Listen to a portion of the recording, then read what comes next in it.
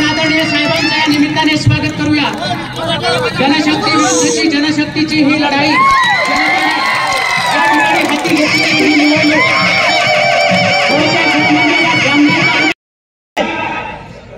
या जामनेर तालुक्यामध्ये एक हॉस्पिटल तुम्ही उभं करायला पाहिजे होतं। तुम्ही एक कारखाना आणि आपल्या जामनेर नगरपालिकेच्या समोर हजारो तरुण सकाळी डब्बा घेऊन त्या ठिकाणी उभे असतात। त्यांना रोजचे 300-400 रुपये रोज मिळाला पाहिजे, म्हणून त्या ठिकाणी हजारो तरुण माझ्यासारखे त्या ठिकाणी ते म्हणे का तुम्ही द्या, म्हणजे इथं जुळणारा प्रत्येक माणूस हा फोडके सरांसोबत तळागाळातून जुळलेला आहे। आणि हे गुप्तदान मोराड म्हणून, मोराड गावाचं नाव आहे का, गावाचं नाव आहे, हे तिथून त्यांना दान म्हणून आलेली रक्कम आहे, मदत म्हणून आलेली रक्कम आहे। असे अनेक लोक आहे जे खोडके सरांना आपला मतदारसंघ हा इंच भिजवला। आपण फक्त 10 वर्षापासून घोषणा देतोय की इंच भिजली का, तेव्हा त्यांना सांगितलं तुम्ही मत मागायला येणार नाही आणि मत मागायला दुसऱ्यांदा येत आहे।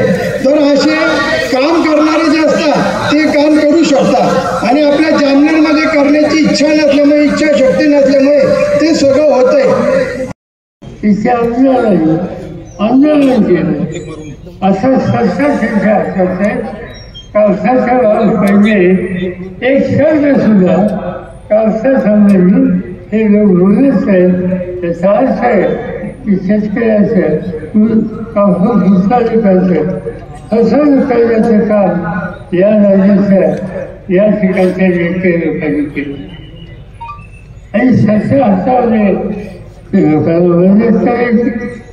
राष्ट्रवादी काँग्रेसचा कार्यकर्ता एखाद्या कामासाठी गेला, काम होत म्हणून सांगायला गेला तर त्या कार्यकर्त्यांना जमल्याचे देतात। यंत्रणेचा वापर त्या कार्यकर्त्यांच्या विरुद्ध करतात। विश्वास सांगू इच्छितो या नेत्यांनी योग्य कामाच्यासाठी मागणी करणाऱ्या कुठल्याही कार्यकर्त्यावर त्याच्या जमल्याची दिली तर त्याला वेगळं सांगा की ज्या गावच्या मुली त्याच गावच्या वाली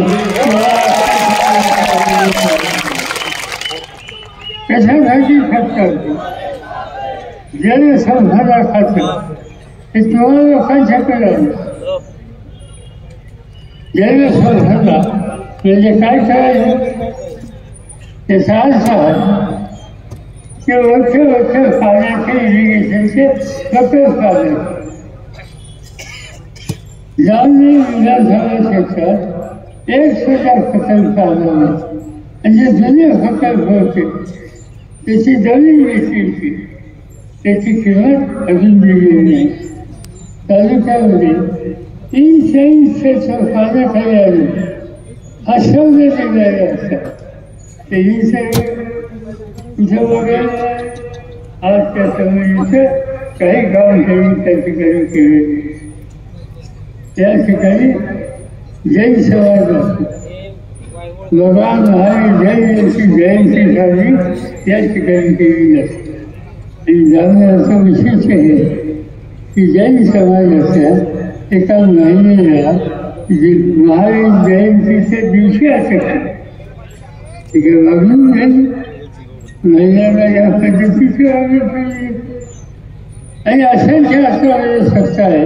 आणि ते तुम्हाला सांगतायत की 5 वर्षासाठी माझ्या हातामध्ये सत्ता आणि निकाल घ्यायची वेळ ही आली नाही। आम्ही काय वाचत ठेवतो पण आमच्या मूलभूत अधिकारावर गदा आणण्याचं काम तुम्ही करत असेल तर त्याला त्याचा धडा मिळणं सुरू झाला। उद्याची ही निवडणूक आहे, काय चिंता करू नका। निवडणुकीमध्ये जाऊन मतदान करा, त्या ठिकाणी उठा बसावी, सत्ताधारी लोकांचा भराव होतो। तुमचे अनेक प्रश्न सोडवायचे आणि ते प्रश्न सोडवण्यासाठी एक जबरदस्तीसाठी तुमच्या सामुदायिक प्रयत्नामध्ये आहे आणि तुमचे सामुदायिक प्रयत्न हे मजबूतीने करा। माझी खात्री की तुम्हाला यश मिळाल्याचं या ठिकाणी एक साधा शिक्षक याला संजय विवेकानंदजी जेईन करते. आता धनी माणूस नाही, हा सामान्य संस्कृती आणि लोकांना हे आवडतं. अहमदनगर जिल्ह्यामध्ये बावजा नावाचा एक तालुका, त्या तालुक्यामध्ये विलास लंके या माणसाला अनेक ठिकाणी मी त्याच्या घरी गेलो. त्याचं घर म्हणजे 10 बाय 10चं घर, 500चं घर. तिथे राहायला हा पण जनतेत काम करतात. आम्ही त्याला ओळखले. त्याच्यासमोर 2-3 साखर कारखान्याच्या मालक असलेले धनाढ्य श्रीमंत त्या व्यक्तीकडे राहिला. आमचा व्यक्ती हा चालला म्हणून सायकलवर जाणार म्हणून लोकांनी विचार घेतला. तुमच्याकडे पैसा असेल, तुम्ही धनाढ्य असाल, तुमच्या पैशाचा लक्षात तुम्हाला कष्ट करणारा भावाने करणारा काम करणारा दिले तेव्हा लोकांनी निवडून दिलं. आज देशाच्या लोकसभेमध्ये आम्हाला लोकांच्या शेजारी फार ग्रस्त बसतो आणि त्या भागातल्या लोकांचं दुसरं वाटतं. माझी खात्री हीच आहे की हे चित्र या जिल्ह्यात पडलं. जे पंढरपुरांना तुम्ही मोठ्या मताने निवडून दिलं तर हे सगळं करणारे तिच्या दुसरं जिल्ह्यासारखे जो सामान्य जागृती महाराष्ट्रामध्ये आणि स्वच्छ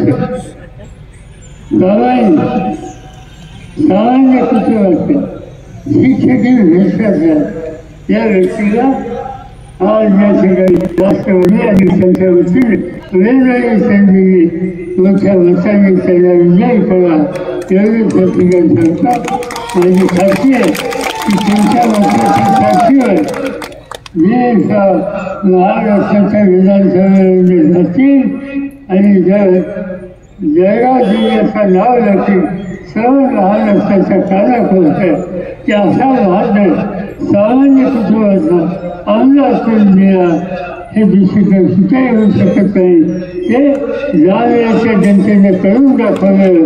हा इतिहास एवढंच या ठिकाणी सांगतो. आणि अजून 2-3 सभा माझ्या 5 ठिकाणी आहेत. त्यामुळे अधिक वेळ न घेता मी आपल्या सगळ्यांची रजा घेतो. जय हिंद, जय महाराष्ट्र.